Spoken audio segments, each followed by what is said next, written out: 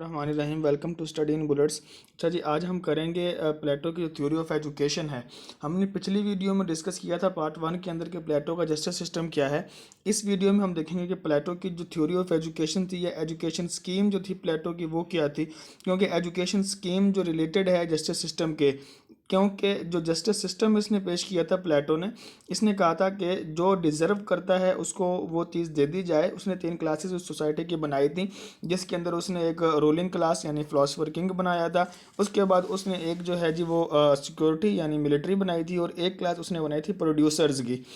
अब फ़र्क ये था कि उसने कहा था कि इन दोनों के दरमियान इंटरफेरेंस ना हो। दूसरा, इस तरह किस तरह इसको हम करेंगे अलहदा से, इनको किस तरह हम जांचेंगे कि कौन सी क्लास कौन सा बंदा किस कैटेगरी में फॉल करता है। इसके लिए प्लेटो ने कहा कि मैं एक ऐसा एजुकेशन सिस्टम दूंगा जिसके ज़रिए आपको पता चल जाएगा कि इस बंदा ये जो बंदा है ये किस कैटेगरी में फॉल करता है। तो उसके लिए आप पहली वीडियो को देखेंगे। अब जो थ्योरी ऑफ एजुकेशन है प्लेटो की, इसने इसी तरह एक थ्योरी दी। इसने कहा कि क्योंकि एथेंस, जो आपको पता है कि एथेंस एक निज़ाम एथेंस के अंदर एजुकेशन का था और एक निज़ाम स्पार्टा के अंदर एजुकेशन का था। प्लेटो जो है वो स्पार्टा के निज़ाम को सपोर्ट करता है और उसको अच्छा समझता है, लेकिन एथेंस के निज़ाम को ये क्रिटिसाइज़ करता है। क्यों? क्योंकि जो एथेंस का निज़ाम था ये था प्राइवेट लोगों के हाथों में। प्राइवेट लोगों के हाथों में था, प्राइवेट स्कूल्स थे वहाँ पे, प्राइवेट अकेडमीज थी। तो लोग जो हैं वो अपने बच्चों, जिसका दिल करता वो पढ़ाता, दिल करता वो ना पढ़ाता। फिर वो कोई लड़कों को पढ़ाता, कोई लड़कियों को ना पढ़ाता। लेकिन स्पार्टा के अंदर जो निज़ाम था वो स्टेट के हवाले था। अब प्लेटो कहता है कि आपने एक जो तालीम एजुकेशन के ज़रिए, आप जो है एजुकेशन के ज़रिए आप किसी भी जो नेशन है उसको चेंज कर सकते हैं। आप उसकी ड्यूटीज़ को, उसकी जो एफिशिएंसी है उसको आप बढ़ा सकते हैं या कम कर सकते हैं प्रॉपरली एजुकेशन के थ्रू। ये प्लेटो ने कहा। अब एजुकेशन के थ्रू ये सारी चीज़ें तो हो सकती हैं। मतलब आप एक बंदे को, प्लेटो का नज़रिया ये था कि a man of copper can be made into man of silver or even of gold. यानी कि आप एक बंदे को या तो सोने का बना सकते हो एजुकेशन के थ्रू। लेकिन अब एजुकेशन जो है वो तो थी सारी प्राइवेट लोगों के हाथों में। उसने कहा कि ये जो स्टेट के लिए इतनी इंपॉर्टेंट चीज़ है वो आपने एक बिजनेसमैन के हाथ में दे दी है। प्राइवेट बंदा तो बिजनेसमैन वो है, उसने तो अपना पैसा कमाना है। तो इसलिए प्लेटो इस चीज़ को कहता था कि ये स्टेट के हवाले हो, एजुकेशन का सारा निज़ाम इसको स्टेट संभाले। फिर प्लेटो जो है उसने कहा कि ये जो निज़ाम जो है यहाँ पे एथेंस के अंदर वो दो किस्म का, उसमें सिर्फ एक अर्ली एजुकेशन है, प्राइमरी एजुकेशन है। लेकिन मुझे जो एजुकेशन ज़रूरत है वो, मुझे दो तरह की एजुकेशन ज़रूरत है। नंबर एक, प्लेटो चाहता था कि अर्ली एजुकेशन हो, यानी प्राइमरी एजुकेशन हो, एलिमेंट्री लेवल की एजुकेशन हो। और दूसरा जो प्लेटो का निज़ाम था वो कहता था कि एक एलिमेंट्री के साथ दूसरा हो हायर एजुकेशन। एलिमेंट्री एजुकेशन और दूसरा हायर एजुकेशन। फिर उसने एलिमेंट्री और हायर एजुकेशन को भी मुख्तलिफ स्टेजेस के अंदर डिवाइड किया। प्लेटो ने कहा कि बच्चा जब पैदा होता है तो उस बच्चे को जो है यानी कि उस बच्चे को एलिमेंट्री स्टेज के ऊपर, यानी फर्स्ट स्टेज उसकी ये होगी जो उसके पैदा होने से लेके 6 साल तक चलती है, उसकी बर्थ से लेके उसके 6 ईयर्स तक चलती है, 6 ईयर्स तक चलती है। इस स्टेज के ऊपर आपने करना क्या है कि आपने अपने बच्चे को जो है जी वो लैंग्वेजेस सिखानी है और उसको बेसिक एजुकेशन ऑफ रिलीजन देनी है। नंबर एक, तो उसको लैंग्वेज सिखाएं इस स्टेज के ऊपर, बेसिक एजुकेशन ऑफ रिलीजन दे, उसको बहादुरी और ब्रेवरी के किस्से सुनाएं, आपको उसको बहादुर बनाएं। उसके बाद जो दूसरी स्टेज आती है, उसने कहा कि वो आती है, एक मिनट ज़रा हम देखते हैं इसको। हाँ, बर्थ से लेके 6 ईयर तक जो एज थी उसमें इन्होंने एजुकेशन सिखानी थी और लैंग्वेज सिखानी थी, और उसको घर पे रखना था, उसको ब्रेवरी सिखानी थी और बेसिक रिलीजन की वगैरह की उसको तालीम देनी थी बच्चे को। उसके बाद जो है 6 से लेके आगे जो एज शुरू होती है, 6 से लेके 18 साल तक, यानी 18 ईयर्स तक की जो एज है, इस एज में प्लेटो कहता है कि चाइल्ड जो है उस should be given the education on music and gymnastic. उसको म्यूज़िक और जिमनास्टिक की जो है वो तालीम दी जाए, म्यूज़िक और जिमनास्टिक। अब म्यूज़िक के मुराद मतलब इसमें वो नहीं है, इसको म्यूज़िक और जिमनास्टिक की तालीम, यानी कि उसमें ऐसी चीज़ें उसको सिखाई जाएँ जो उसकी बॉडी को स्ट्रॉन्ग जो है वो बनाएं और उसके जो है उसकी सेहत के लिए बेहतर, उसकी हेल्थ के ऊपर कोई कंप्रोमाइज़ नहीं होगा, क्योंकि आगे उसने उनसे काम लेने हैं, वो उसको मिलिट्री वगैरह में लेके जाएगा। उसके बाद जो है वो कहता है कि फिर एक स्टेज आती है, जो थर्ड स्टेज होगी वो होगी 18 से 20 साल तक। अब 18 से 20 साल जो है इस आप वो कहता है कि 18 से 20 साल की एज के अंदर इस बंदे को अब आपने सिखाना है जी, इसको हायर एजुकेशन, इसको सिखाना है आपने मिलिट्री के रूल्स, इसको आर्मी, इसको मिलिट्री एजुकेशन जो है वो दी जाएगी, इसको मिलिट्री की जो है वो आर्मी की इसको तालीम दी जाएगी 18 से 20 साल तक। अब उसका एक और स्टेज आता है, वो कहता है कि 20 से 35 साल तक। अब आगे ये तो एलिमेंट्री के स्टेजेस हो गए उसके तीन। अब वो आगे जो स्टेज लेता है वो लेता है जी 3 स्टेज वो लेगा, वो 3 स्टेजेस वो लेगा हायर एजुकेशन के। अब हायर एजुकेशन में वो कहता है कि फिर 20 से अब आगे जो है 30 साल तक, 20 से 30 साल तक एक तो टोटल तो ये एरा है हायर एजुकेशन का 20 से 35 साल तक।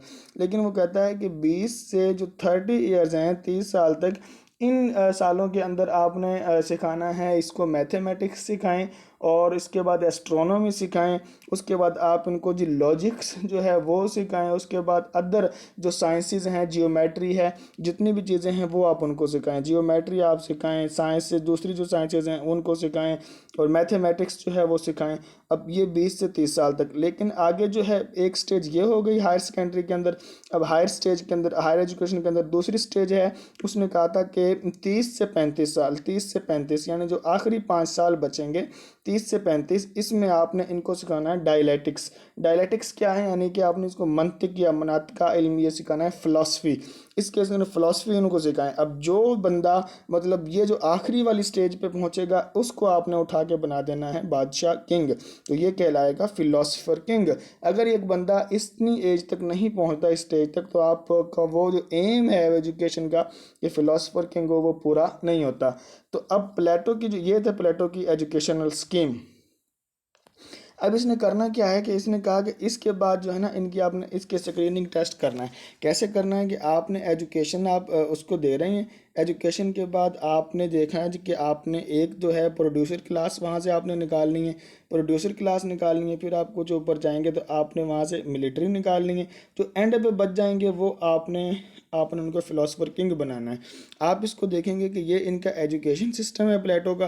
प्लेटो के एजुकेशन सिस्टम के अंदर अब वो सिखा रहे हैं जी, इसको ज्योमेट्री का बेसिक एजुकेशन आ रहा है जी। उसके बाद 20 से 18 साल की एज तक है। अब वो कहता है कि इनको तालीम दो।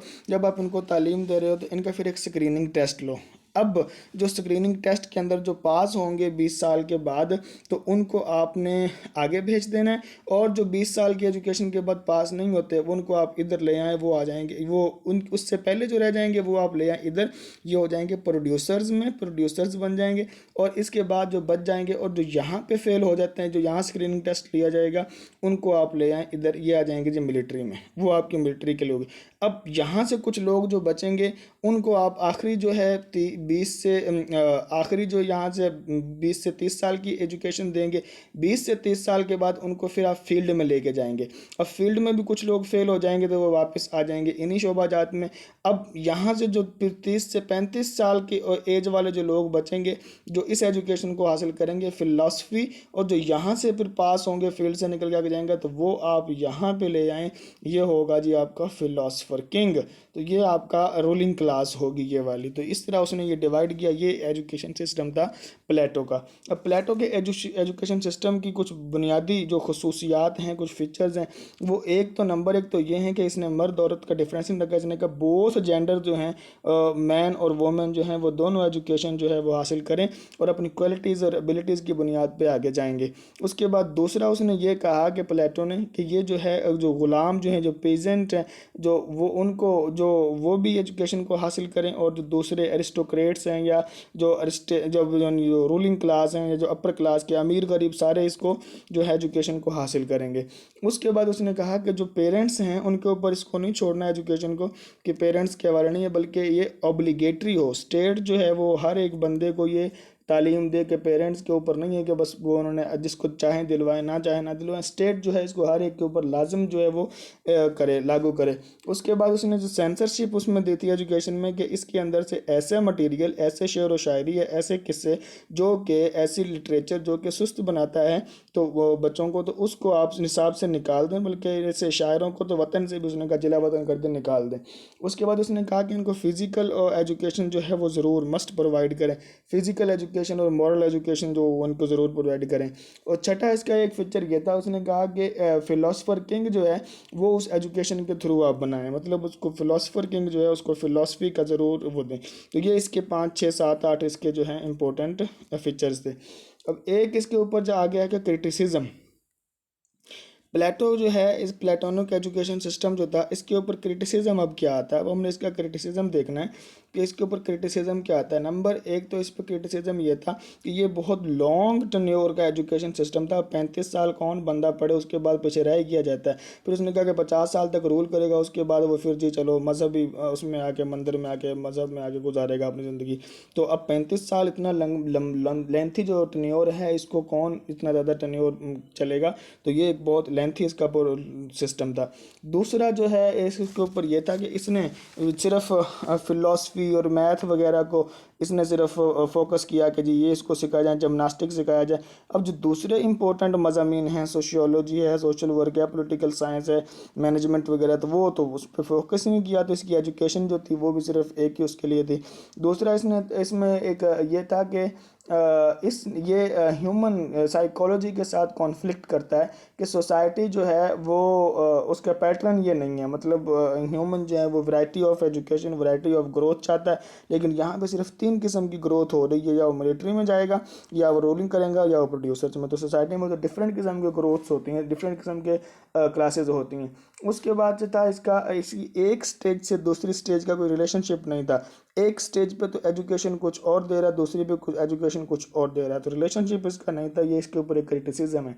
तीसरा यह था कि इसने जो स्कीम दी कि वो जो उसमें सिर्फ उसने कहा कि जी फिलोसफर जो है वो किंग बनेगा। अब जो किंग फिलोसफर बनता है, फिलोसफी तो सिर्फ नहीं चाहिए रूल करने के लिए, बल्कि एडमिनिस्ट्रेशन आनी चाहिए बंदे को। एडमिनिस्ट्रेशन जो है, अब एडमिनिस्ट्रेशन का उसने कुछ भी नहीं रखा, सिर्फ फिलोसफर को किंग बना रहा है। जबकि इसको चाहिए कि मुल्क चलाने वाले के लिए एडमिनिस्ट्रेशन उसको सिखाई जाए, उसको किंग बनाए। तो ये इसके ऊपर बेसिक क्रिटिसिज्म वगैरह थे।